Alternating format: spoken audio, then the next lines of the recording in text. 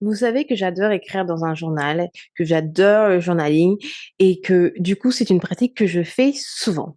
Mais dites-moi, est-ce que vous avez déjà écrit dans un journal? À part votre journal intime que vous aviez quand vous étiez adolescent. Je parle de là à l'heure actuelle. Est-ce que vous avez un journal ou bien un carnet de notes où vous écrivez, vous faites du journaling avec des prompts ou bien tout simplement spontanément?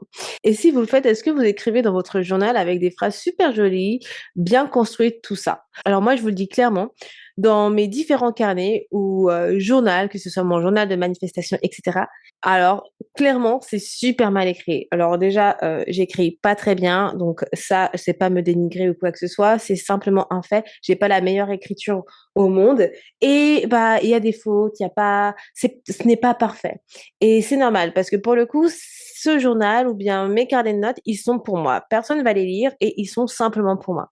Et c'est pourquoi aujourd'hui, je voulais vous parler de la méthode des morning pages parce que la méthode des morning pages, elle va casser un petit peu le mythe de pouvoir écrire parfaitement dans son journal, de faire son journaling parfaitement. Pour ceux qui ne connaissent pas, en fait, le Morning Pages, c'est une pratique qui a été créée par Julia Cameron dans son livre The Artist's Way. Donc, je n'ai pas encore lu le livre, mais je vous en parle parce que j'ai entendu de cette pratique dans un podcast et ils ont parlé de ce que ça consistait. Et j'avais déjà essayé et j'avais trouvé que c'était super intéressant comme type de journaling. Le principe, il est vraiment tout simple. En fait, il consiste à chaque matin à écrire 3 pages à la main, bien à la main, pas sur votre ordinateur, mais vraiment 3 pages à la main dans un carnet en continu, constamment, sans vous relire. Vous continuez à écrire tout ce qui vous vient par la tête sans vous relire, sans vous corriger, mais vraiment constamment jusqu'à ce que vous remplissez ces 3 pages. Parce que le but justement des morning pages, c'est de ne pas faire les choses bien. C'est exactement ce but. Et je trouve que c'est autant intéressant que amusant parce que au final, vous êtes vraiment sans filtre et que vous voyez que ce qui tourne dans votre cerveau, bah, parfois, ouais, voilà, c'est tout et n'importe quoi. Donc, dans ces morning pages, en fait, comme je disais, vous avez ce principe d'écrire tout ce qui vous passe par la tête. Ce qui est le principe simple du journaling de base si vous faites du journaling sans journaling prompt.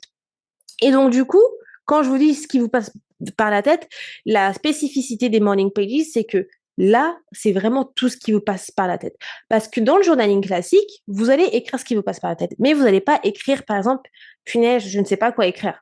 Alors que là, dans les morning pages, vous écrivez aussi ce type de pensée. C'est vraiment tout. Donc, si vous êtes là, justement, en train de faire les morning pages et vous savez pas encore quoi écrire et vous vous dites, punaise, ça me saoule, je sais pas quoi écrire, vous allez écrire, punaise, ça me saoule, je ne sais pas quoi écrire. Et vous vous dites, je vais rester pendant des heures comme ça, vous allez écrire, je vais rester pendant des heures comme ça. Vous regardez dans la fenêtre et que vous voyez votre voisin faire quelque chose et que vous dites, mais punaise, qu'est-ce qu'il fait ce voisin-là? Vous allez écrire, mais punaise, qu'est-ce qu'il fait ce voisin-là?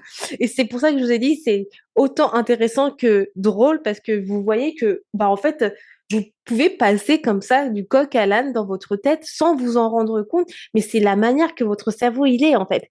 Comment en fait justement on a des pensées qui tournent à 100 à l'heure. Donc c'est ça le but des morning pages. Ou alors, désolée, je parle super vite, je me suis rendu compte là. Je vais ralentir la cadence. Donc, c'est ça le but des morning pages, c'est justement de tout écrire sans filtre pendant 3 pages. Et en fait, on se dit 3 pages, bah, c'est long. Mais vous inquiétez pas que quand vous écrivez sans filtre tout ce que vous avez dans votre tête, bah, en fait, 3 pages, ça va ultra vite. Parce qu'il y a des choses que, en fait, ce n'est pas relevant du tout, donc ce n'est pas pertinent, mais que vous allez quand même écrire. La partie intéressante, c'est que neurologiquement parlant, voilà ce qui se passe dans votre cerveau. Votre cerveau, il a une couche de censure.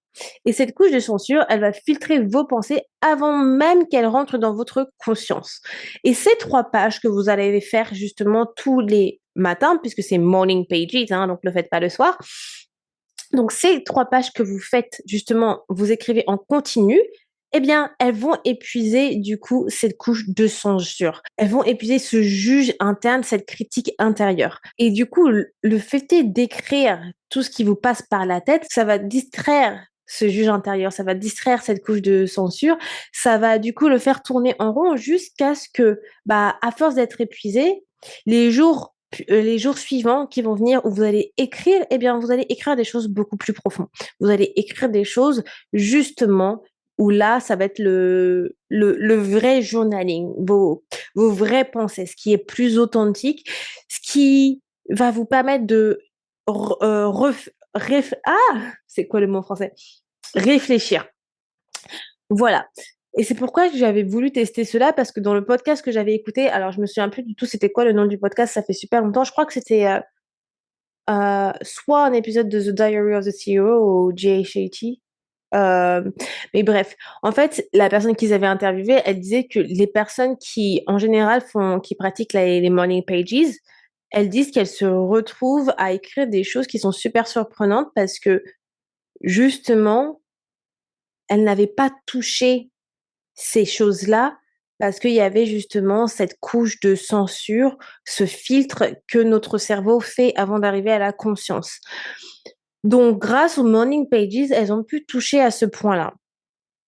Donc, moi, ce que je voudrais que vous fassiez pour cet été, c'est de faire ces 3 pages à la main le matin, de faire ces morning pages, de tester pendant un moment de faire ces morning pages. Alors, je sais que ça demande beaucoup d'exigences de pouvoir faire cela. Donc, faites-le quand vous vous sentez que vous êtes le plus à même de le faire ou bien, le plus apte à le faire également. Je trouve qu'en été, c'est adapté. Pourquoi? Parce que voilà, si vous êtes en vacances, bah, d'une, bah, ça vous fait peut-être un petit moment pour vous d'introspection, et de 2, bah, c'est le moment où on est le plus «en joie» entre guillemets, donc je trouve que ça permet de vraiment se reconnecter à soi. Le but, c'est que vous gardez le principe que ça soit sans filtre et de décrire tout ce qui vous passe par la tête. Même si, par exemple, vous commencez le morning pages et que votre enfant, il vous saoule, vous écrivez: «Mais qu'est-ce qui me saoule? J'ai pas envie de le lever, j'ai pas envie d'aller le voir». Vous écrivez ça. Clairement, c'est le but justement des morning pages. C'est pas que vous faites cela, d'une manière parfaite, c'est vraiment que ça doit être, hem, juste vrai et ça doit sortir de votre tête. Voilà les amours sur cet épisode des Morning Pages. J'espère que vous allez essayer. Dites-moi du moins en commentaire si vous essayez, ça me ferait super plaisir de savoir ce que vous avez reçu comme information, ce que ça vous a apporté, si c'est un exercice que vous connaissiez déjà, qui vous a plu, voilà, ce serait super intéressant. Et cet épisode, il marque également le 14e épisode des Feel Boost. Donc on est déjà à 2 semaines des Feel Boost, ça passe super vite. Donc si vous êtes toujours avec moi, merci beaucoup.